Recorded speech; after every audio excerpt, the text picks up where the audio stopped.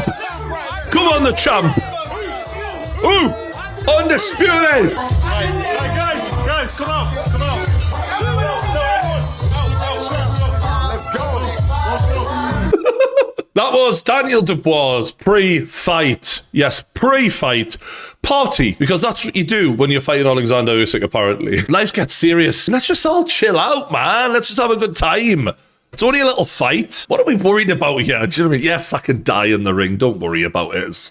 Oh, so yeah, we're going to talk about that in today's video. We're also going to talk about the fallout from Usyk versus Dubois. Did he quit? There's a big debate going on online right now. Some of his friends in boxing have come out, said he quit. Don Charles isn't having it. There's talk about problems in Dubois' corner during the fight. Tyson Fury's losing his goddamn mind. And where do they all go from here? I'm going to try and give you some answers as to what I think should happen next for the biggest heavyweight contenders. So this party clip, I mean, like... Dubois, he's obviously like, you know, surrounded by a whole... Apparently there was like 70 people at his house and they were having a bit of a pre-fight celebration. I've never in my life heard or seen anything like that. And I know Daniel Dubois' dad is pretty much in charge of everything, so the fact that he would allow this blows my mind. We all know being around a bunch of people shouting and partying like that, music blaring, it taxes their energy a little bit, right? You just to even be sociable, especially when you're the guy everyone's there for, you feel like you've got to be really nice to everyone, you've got to make an effort with anyone. That taxes energy. On a day where you want to be at your most calm and peaceful and still in your mind and fully focused on fighting a boxing genius. This isn't just a scrap round the pub where a little bit of a laugh with the lads beforehand isn't going to fucking do anything to you. This is a fight which will define your entire career, to a degree. Like, if you won that fight, people would have looked at Daniel Dubois in a completely different way than they've ever looked at him before. Fighting a man who's never even touched the canvas, and you're just surrounded by these backslappers. It's tragic. Whoever said that this should go ahead is an idiot. And I can't believe that there's no one around him who was like, this isn't a good idea, you know, like you should be just sat down, just thinking about your strategy, you know, keeping all your energy in for later, just resting. Why on earth no one gives a shit about him to say that? I don't get it. And the camp seems to be run very much like a dictatorship, because Don Charles has given multiple interviews where he's very reluctant to criticize anything that went on, no matter how out of the norm it is in the world of boxing. But you can judge your real friends in life by the ones who tell you things when even you don't want to really hear it. And like, someone should have said to him at some point, this is fucked, mate, this shouldn't be happening. Even low-level boxers, when they're fighting just an ordinary journeyman, wouldn't be piss-farting around that day like that, let alone in the biggest fight of your entire career. One day Daniel's going to look back on that and think, fucking hell, what the fuck was I doing? And I don't even blame him, because I think he does need a lot of guidance. He's a young lad, but people have let him down there massively. Now let's take a quick look at what people have been saying about Daniel Dubois. Did he quit? Did he not quit? Let me know what you're thinking in the comments below. He's had a really good career, but I just think the question needs to be asked. Who are you boxing for? Why are you doing this? And is it to impress someone? Is it to keep on the good side? I don't know what it is, because he ain't fighting for money, guys. The boy's financially secure. He was financially secure a long time ago, to be totally honest. And I know that for a fact. So you have to ask the question, why is it? Because when you get into these really hard moments in fights, that's when the real Daniel comes out. And the real Daniel doesn't want to fight. Strong words from Tony there. And I think the idea is that, like, when you're fighting for yourself and you really want to win, you will show more desperation than what Daniel Dubois showed. And I think when he says, who else are you fighting for? Maybe there's some speculation that, you know, a lot of this is about the love of his dad and wanting to do this for his dad. I think his dad's a big part in his life. Who knows? Let's take a look at what Chisora said. First 2 shots in the fight hit Daniel on the chin. And then that's when Daniel just quit. He could not gather himself. He didn't throw the double jab. Mm-hmm. He didn't actually say no one. He didn't step into it. He didn't bite his gumshoe and say, no, I'm just going to go for it. Yeah. But when you say the first 2 shots in the fight, they went to the chin, then he quit, what do you mean by that? I mean, like, he just folded, he just quit. I mean, like, in a way, not quit like walking out the ring. Quit off like, you know what, I'm just going to try and survive. Do you understand? He didn't actually bite his gumshoe and just go for the fight. I get what Chisora's saying there. Like, the level of intensity and desperation to win from Dubois, it wasn't the same as when he was fighting Anthony Joshua. But what was coming back wasn't the same. Usyk was coming back with daggers. But the point about not going for the kill and just trying to survive, it's exactly what Tyson Fury did. It's exactly what Anthony Joshua did. I don't think it's a coincidence. I think it's what Usyk does is the threat is so real in front of you, and you're so aware of how outclassed you are and how outskilled you are that you know you can't afford to make mistakes. So it puts you into a shell because he's punishing you for every little mistake you're making, every single time, all the time. That it freezes these guys. Tyson Fury, who we see in the third fight against Deontay Wilder, seemingly risk it all, is in his shell in the rematch with Alexander Usyk, barely committing. Why is that? Because he knew, if I roll the dice on Deontay Wilder, I think he'll break before I do. He didn't know that with Usyk. He didn't believe it, in fact, at all. So as much as Daniel, you could criticise him for not being as aggressive as what he needed to be, and I don't think he was, to be fair, the common denominator is Usyk. I don't think that makes Daniel Dubois a quitter, full stop. You know, in one hand, everybody's saying Usyk's a modern day great. What great punches he threw. And on the other hand, saying, why didn't he stand up after getting caught with these two phenomenal punches, which he did after one of them, got up and got knocked down again. What do you expect? The referee counted him out. He walked back to the corner. That was it. Why did he walk back to the corner? Well, where is he supposed to go after the referee stops? Go to a neutral corner or go to Usyk's corner? I get what Frank's saying there, but equally, I think the point is he actually looked really okay the way he walked. He didn't stumble over.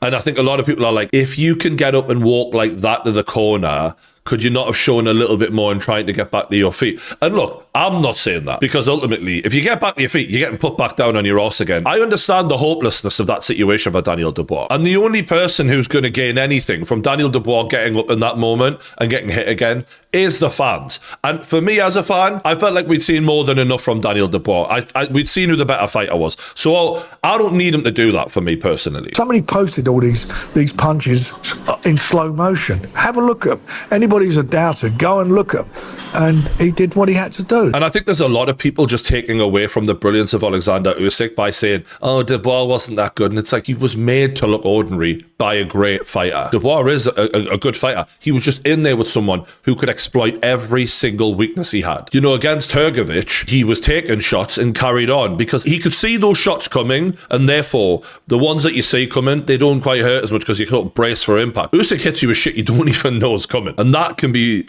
a really difficult experience, I can quite imagine. This is the shot, right, that drops him. You can see he's completely out of it. His feet go from underneath him. At this point, he needs to start moving straight away. The fact that he sort of sits there and watches the count has got people a little bit disappointed. They're like, you know, you could have got up better, the way AJ did when he got dropped. I mean, he was trying to use his fucking chin to get up on the ropes type shit. That was a guy who didn't get a lot of credit for the beating he took and the way he kept getting up and kept getting up. It takes a lot to keep getting up to get chinned. The fact that Daniel Dubois is willing to get in the ring in the first place with these guys shows he's got balls, right? We can't call this guy a coward. Or I personally wouldn't call him a quitter. I just would say that there are fighters who have strengths and weaknesses, and that Daniel Dubois can take a bit of a beating, but other fighters are better at that. Tyson Fury can get up, you know, and recover well. That's an ability of his. It's actually an attribute that he can rely on in a fight. Anthony Joshua can keep getting up. And I think boxing's a brave man's sport. And to say he quit there after taking a shot that big and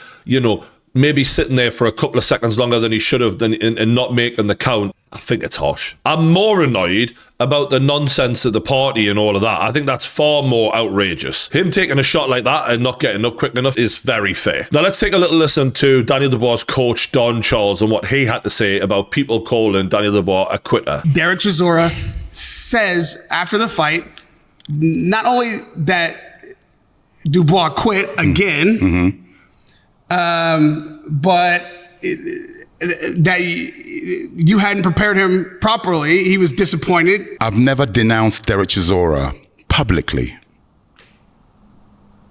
I've never denounced Derek Chisora publicly. I'm saddened. It's okay when strangers who don't know me, I don't know them, are criticizing my current charge. But when somebody who's my firstborn in boxing, somebody who gave me the entrance to the boxing business as we know it, that's actually the one that hurts me. I'm a human being after all. When I hear that, it's sad. And I'm going to go further. This is what's destroying the black race worldwide. The same behavior, the same mentality. I just need to interject here. Don Charles has just really not done himself a lot of favours in the build-up to this. I think his son challenging Alexander Usyk, saying that he would rip his eyeballs out and stuff like that. Again, it's just left a sour taste in people's mouths. And he's a strange guy, Don, and he brings up religion and race and really serious things quite flippantly, in my opinion. If someone's going to criticise your fighter, don't try and make them the bad guy and make it out like this is a disloyalty to his own race or something silly like that. Because it isn't, man. The guy's just giving an honest opinion about boxing. I thought that this defeat would be the humbling experience, because it's one thing to take what you do seriously, it's another thing to take yourself seriously. And I think this man takes himself far too seriously, right? You're a boxing coach. Just be humble. And look, Don Charles was criticised by Chisora for not getting him ready. I mean, the game plan wasn't great. The game plan, he said before the fight, was to be patient with Alexander Usyk. Being patient is only going to allow Alexander Usyk to dissect you piece by piece. If we're operating slowly and patiently, you're giving Alexander all the time he needs to take a good look at you and analyze every mistake you make. The only way to beat an Alexander Usyk is to be fast and furious and chaotic. And chaotic was the word that Daniel Dubois said he was going to bring before the fight. Did we see chaos in there when he had Alexander Usyk cornered? No chance. This was not to a game plan. And a lot of people have been like, does this not prove that the game plan of putting it on Usyk doesn't work? He didn't put it on Usyk at all. He stood at distance and he traded with a man who is better at using that distance, at using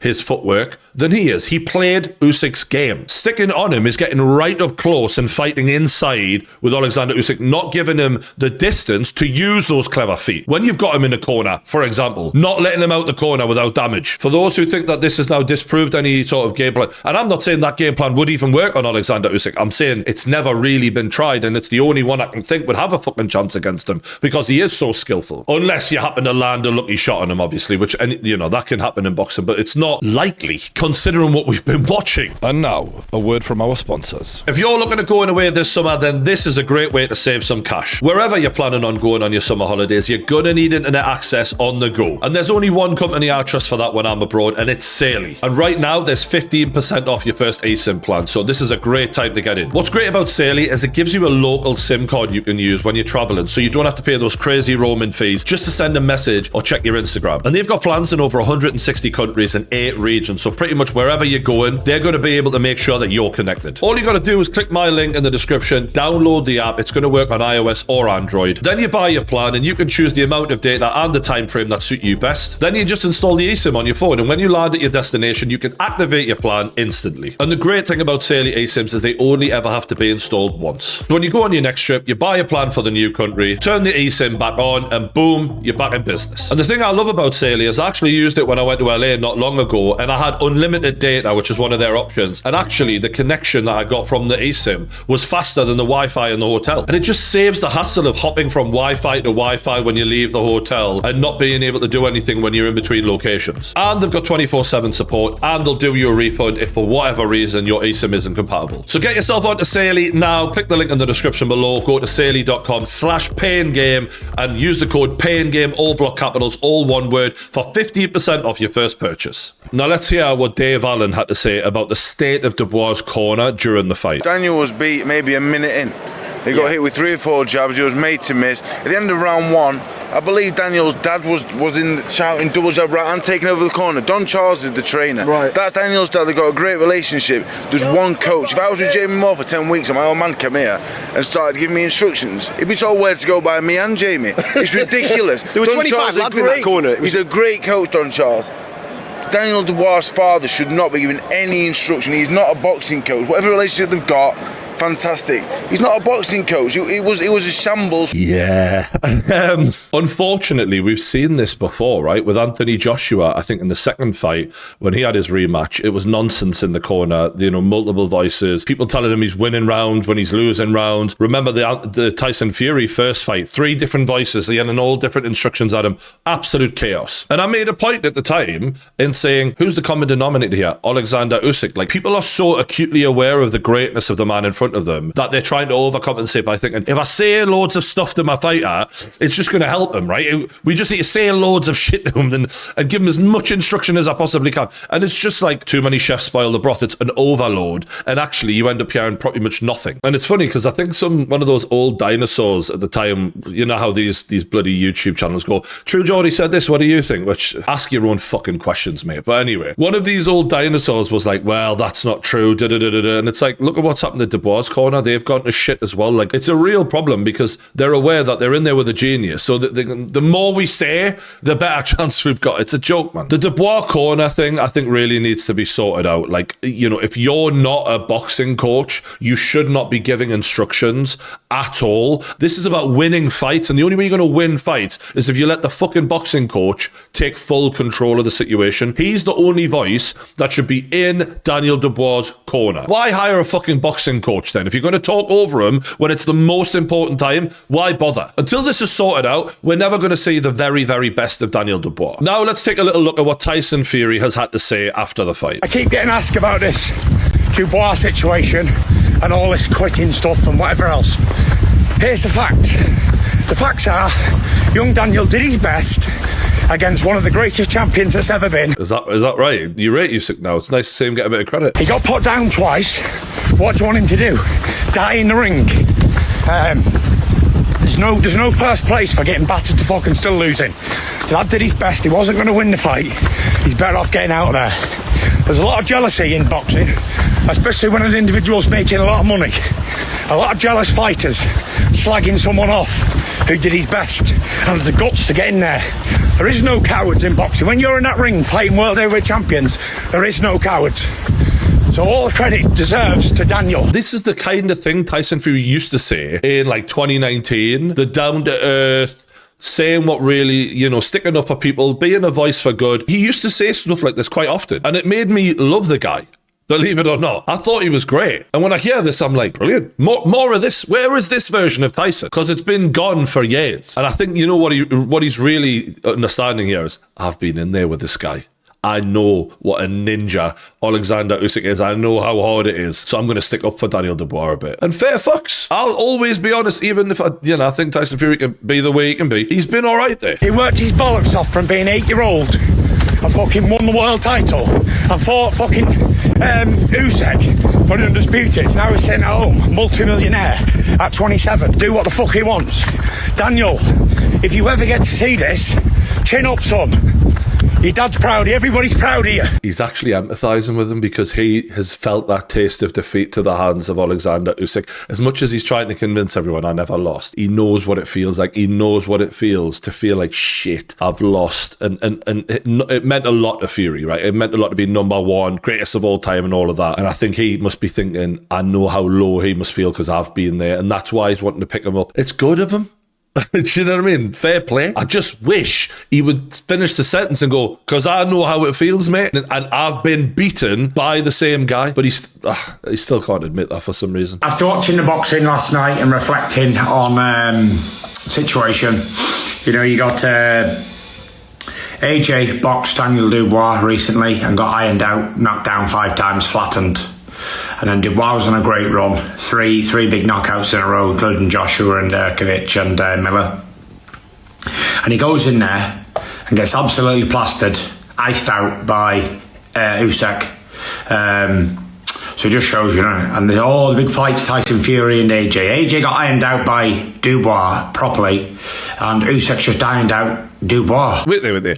You didn't iron out AJ. You've never proven anything. Just because someone else has beaten AJ does not mean that you're better than AJ, pal. I don't think you understand how it works. And this is the mental gymnastics that this guy does to try and convince people it should be me to fight Usyk next. How many hard hitters has Tyson Fury fought in his career? Klitschko years ago, which he wouldn't fucking rematch, and he scraped away with a win. Deontay Wilder, and we all know what fucking problems he had with Deontay Wilder, let's be real here. And Francis Ngannou, who was his first first ever fucking boxing match and he struggled like fuck with that. How about you fight AJ or you fight Daniel Dubois and you take on a power puncher? Because from what I've seen with power punchers, like big strong power punchers, they could be your fucking kryptonite, mate. Especially when a Deontay Wilder give you hell and back, and the guy is one of the, technically, he's not a good boxer. He's not as good a boxer as what Daniel Dubois is or Anthony Joshua is, and they've got big power. So let's see how you do. Just because Usyk's beating them doesn't mean shit, mate, for you. But funny old thing, let me just sidestep the two big, massive punchers in this division and get myself in there with Usyk, who doesn't hit as hard as them. Anyone who doesn't see what he's doing there,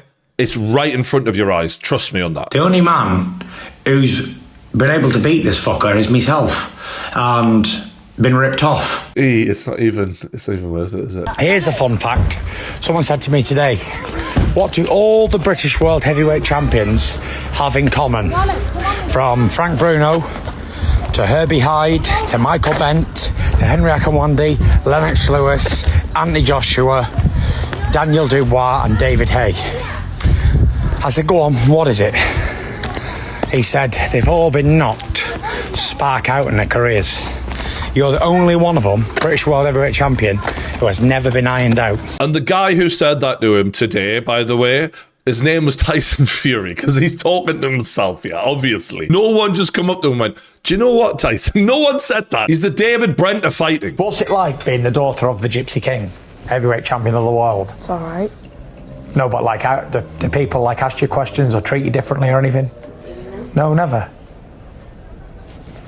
Good. He's just the most Brent character, isn't he, man? And IFL happened to ask Big John Fury what he thinks about Anthony Joshua versus Jake Paul. Tyson says he's going to bet £1 million on Jake Paul knocking out Joshua. This is what I'm saying. How does that work? He can't, can he? Anthony Joshua could knock Jake Paul out with his dick.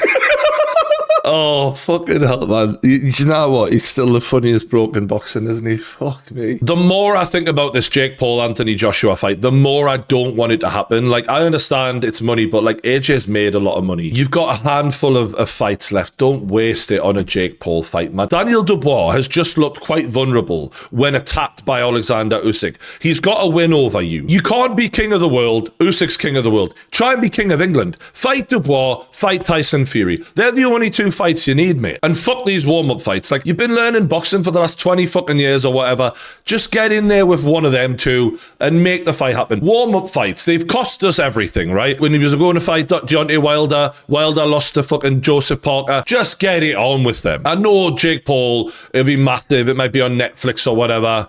But, like, he's just going to go in there and ice Jake Paul out in a round. I don't need to say that. I don't really care about that, personally. It wouldn't be like, oh, great win. It's not a great win. It's nothing to Anthony Joshua. He's an Olympic gold medalist. Jake Paul could not make it into the Olympics. And that was something Anthony Joshua achieved fucking 15 years ago nearly. And for Tyson Fury, I don't want to see, I've heard there's a warm-up fight. I want to see Tyson Fury versus either Daniel Dubois or Anthony Joshua. These three fighters should be fighting each other next. That is it. You've all lost twice to Alexander Usyk. He's gone now. You got to forget about him. None of you are in his class. You are all amazing fighters, but you're just not as good as one of the greatest of all time. There's no shame in that, by the way. It's just his type. For Alexander Usyk, I think there's only one fight left for him, and that's Joseph Parker. I think Joseph Parker has more than shown he deserves this crack. And actually, you could argue Joseph Parker stylistically could give Usyk more problems to solve than the other guys, because I think he's very well-rounded, Joseph Parker. Obviously, I wouldn't pick him over Usyk, but I think he would be as good a person we could put forward and go, fucking hell, good luck, mate. He's earned it. And he's a former world champion, so it's not like he's never been to the top of the mountain before. Let me know what you think should happen next in the comments below. Appreciate all the positivity on the channel. Don't forget to hit the like button. Stay subscribed to